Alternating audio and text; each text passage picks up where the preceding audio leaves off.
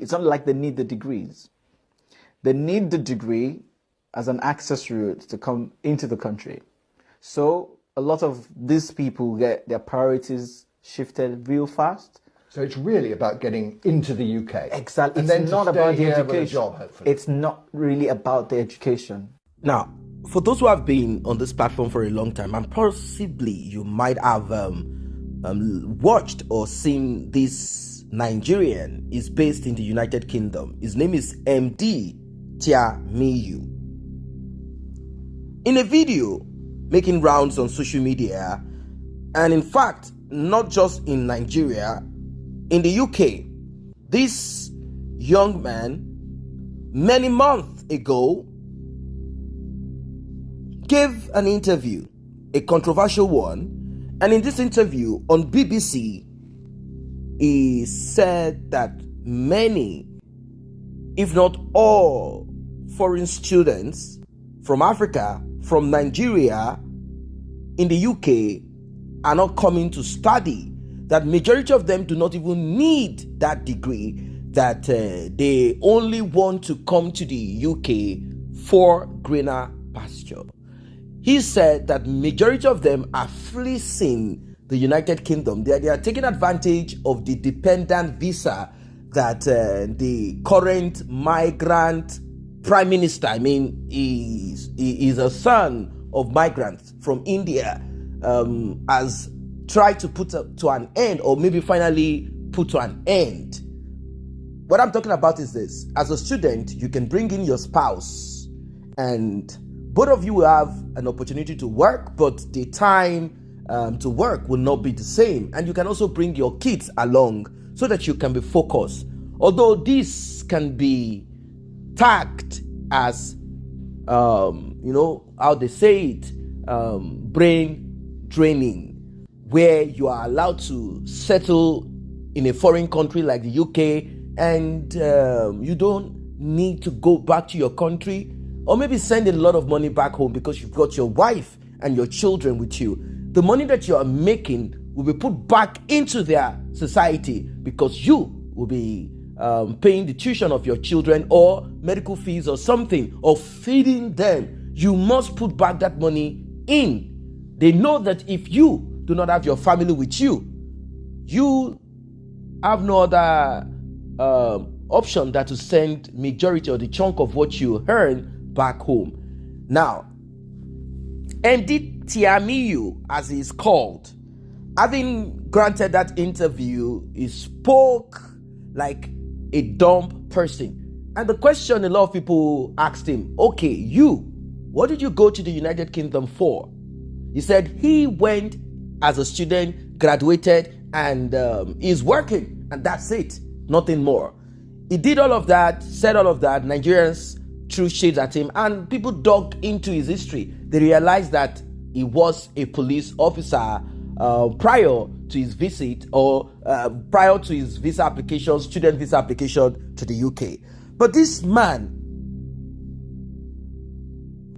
gave the United Kingdom a story, and I'm going to go deeper into this, because what happened will shock you. It will shock you.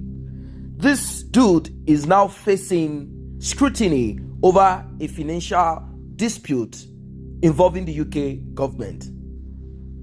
And like I said, this incident traces back to the BBC interview in which TIAMIYU made remarks about African Nigerian students in the UK, suggesting that many use the student visa system not for academic pursuits, but to work and bring their families to the country.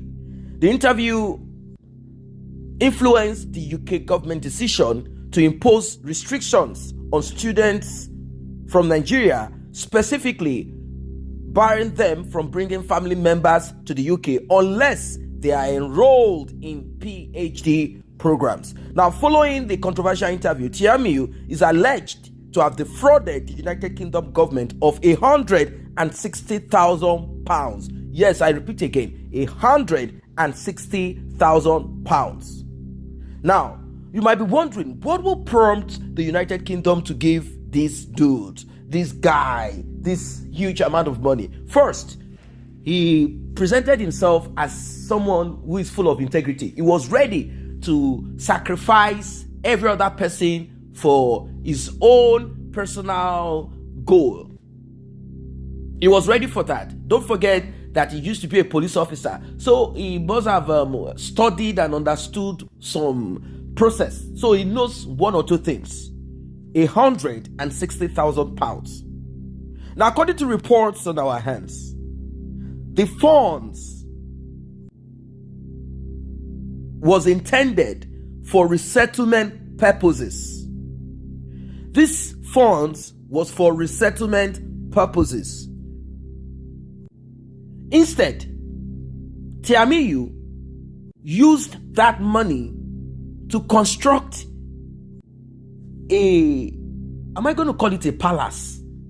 I'm trying to tell you the magnitude of what he built for himself. And I'm wondering if he's going to sleep in all of the rooms. I'm wondering if he's going to roll from the north, east, south of that house, like on the floor, like a roller coaster. I don't really understand what this guy built in the southwest of Nigeria, Ogun State. What he constructed there will shock you. Now, the allocation of the resettlement funds by the UK government was to aid TIAMIYU's integration and financial stability within the country, particularly after his asylum claim. He claimed, in fact, he applied for asylum saying, look, I cannot go to Nigeria anymore because they are going to RIP me. I need this money to help me stay in this country. And because BBC had used him to push the policy that they intended to push, they got someone. You know the way they do this, it's not as if they just got him and it's not as if they just saw him on the street and they say, hey, are you a Nigerian? Are you from Africa? Come over here. Are you from the Caribbean? Come over here. Want to ask some few questions? No. The way they do it is they put out questionnaires and they put out certain requests, and you go and do or say whatever. I mean, they just get some couple of people and try to get your opinion. So they realized that the one of TIAMIYU was better for them to achieve. They needed to come up with this policy. So they wanted a Nigerian that will crush. This TIAMIYU is a crazy dude. I'm telling you guys for free, because you need to be inside of the soul, the mind, the body of every African Nigerian that have applied or that will apply for student visa. For you to know, you must be omnipotent, omniscient. You must be everywhere. You must be able to go deeper, tap in, like know what everyone wants. Like seriously, like how dare you say everybody applied for visa, student visa, just to get their family over? Like, does it make sense?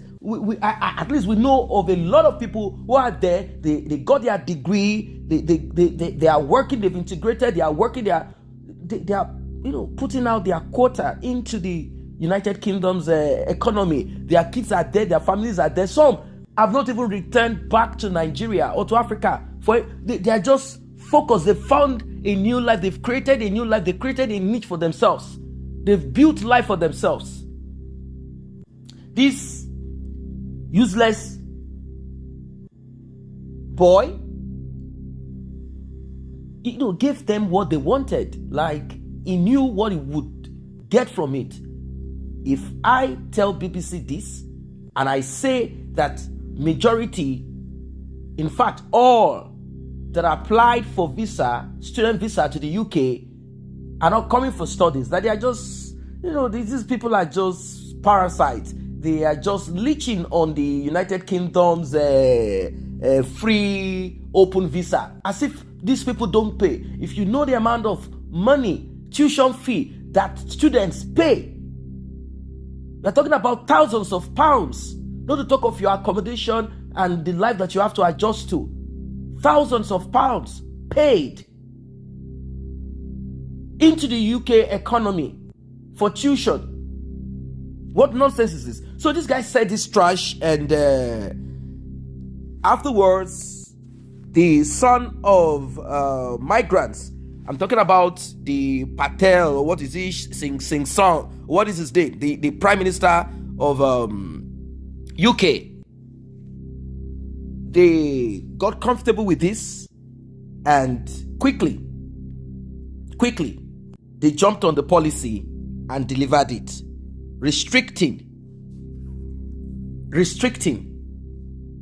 people from bringing in family members or their children when they are abroad, when they are abroad schooling. This is how this guy destroyed everything. Destruction of everything. Now, after he did what he did, he got on a platform and he started ranting, he started talking. And I know that the reason why he came on that was to get people to react. Then he took all of this and presented it to the Home Office and the Department of Asylum and Immigration and all of that, asylum and the refugee. And he told them, sorry, look, my life is finished. I cannot go back to my country no more. From today onwards to the end of my life, I have to be in UK. I have sacrificed. I have opened up what I should not open up. Please grant me asylum. And aside from that, I need money. I need money to settle. I've given you guys. You have to pay me for what I did to millions of people in Africa, to millions, thousands of people in Nigeria. You guys have to give me 160,000. You have to give me money.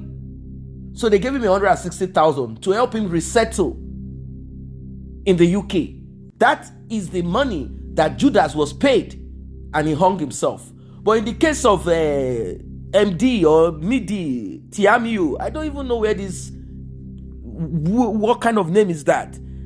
Eventually, finally, this guy got the money, bought ticket, found a back way, probably from Benin Republic. In the middle of the night, he landed in his village, in his state, where he's from. He landed in the southwest, and he started the process of constructing a magnificent edifice. What this guy built, even the Queen of England, she's in. I mean, if she was alive, or the king, they will be in awe. I mean, what this guy built is unbelievable. Unbelievable. He dropped that, packaged the rest of the money, arranged himself, and this government are like, where would this guy mortgage a house or do something? Because if they have to give you 160,000 pounds, 100, that's a lot of money. A lot of money. This guy is so happy within himself. Like, this is close to 180 million naira, if not more. Like, this guy just arrived. This is like 190 million naira. This guy is like, heaven has come. With that amount of money, I will get security for myself. They will not even know when I return. And even when I return, I'm going to protect myself. I have people that will protect me. After all, he used to be a former police officer. So it doesn't cost him anything to get one or two people to give him something to shoot people with. And so this guy, eventually, after he did what he did, he claimed asylum. He was granted. Not just that, he was also given money. They grabbed this guy and they said, you have defrauded the United Kingdom. I don't know what you guys think of this. This is serious. What do you guys think of this one? Drop your comment about it. What do you wish for this EMDEE TIAMIYU? Drop it in the comment section below.